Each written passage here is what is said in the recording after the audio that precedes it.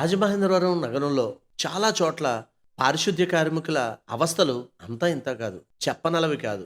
ఎందుకంటే optical fibre cables ఎప్పుడైతే ఎక్కడ పడితే అక్కడ రోడ్ల మీద కేబుల్స్ కట్ చేసి వాళ్ళు ఇష్టాసారంగా పడేసి వెళ్ళిపోతున్నారు. కరెంటు స్తంభాలకు కూడా ఇష్టానుసారంగా తగిలించేస్తున్నారు, చెట్లకి వీటికి. ఒక 70-80 మీటర్లు ఉన్నా సరే వైర్ కట్టలు అక్కడే పడేసి వెళ్ళిపోతున్నారు. ఈ వైర్లు రోడ్డు మీద పడి ఉంటే జారి పడిపోతున్నారు. కాలంలో అయితే ఈ పారిశుద్ధ్య కార్మికులకు మన ప్రబుద్ధులు అంటే ఎవరంటే కనీస జ్ఞానం లేని మన జనాలు ఉన్నారు కదండి. కొంతమంది తాగేసిన బాటిల్స్ డ్రైనేజీలో పగలగొడుతున్నారు. అవి మెయిన్ డ్రైనేజీలోకి వస్తున్నాయి. ఈ కేబుల్ వైర్లు డ్రైనేజీలో పడేస్తున్నారు. ఇక్కడ లోపల ఏదైతే ఆ సిల్ట్ చెత్త చెదారం ఉందో వాళ్ళు తీయడానికి కాళ్ళకి ఎటువంటి సెక్యూరిటీ షూస్ కానీ చేతులకి గ్లౌజెస్ కానీ లేకుండా పారిశుద్ధ్య కార్మికులు తీయడం, దానికోసం వాళ్ళు అవస్థలు పడడం చూస్తే ఎవరికైనా సరే కంటని రాకమానదు. ఎందుకంటే అంత అవస్థలు పడుతున్నారు. గాజు పెంకులు తెగిపోతున్నాయి. నెక్స్ట్ ఈ కేబుల్స్ కాళ్ళకి చుట్టుకుపోతున్నాయి. వాళ్ళకి ఏదైనా ప్రమాదం జరిగితే ఎవరు బాధ్యత వహిస్తారు? విజ్ఞులైన ప్రతి ఒక్కరు ఆలోచించాలి. డ్రైనేజీల్లో చెత్త వేసే ప్రతి ఒక్కళ్ళు కూడా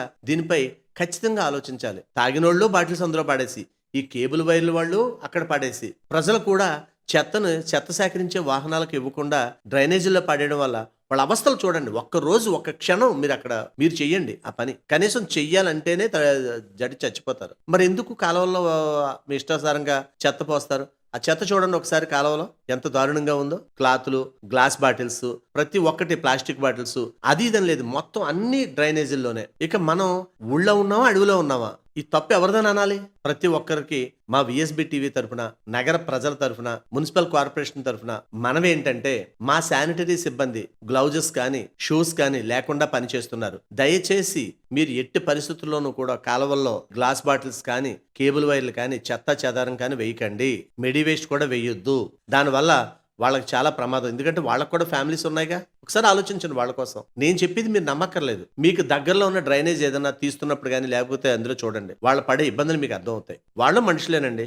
జీతాలు తీసుకుంటున్నంత మాత్రాన వాళ్ళేం వేరే కాదు. వాళ్ళు మనుషులే, ఎవరికి వాళ్లే. మన ప్రొఫెషన్లో మనం ఒక దగ్గర పనిచేస్తుంటే వాళ్ళు ఇంకో దగ్గర పనిచేస్తున్నారు అంతే. ఆ కేబుల్ వైర్లు తీయలేక వాళ్ళు పడుతున్న పాటలు అంతా ఇంత కాదు. దయచేసి పెద్ద మనసుతో ఆలోచించండి.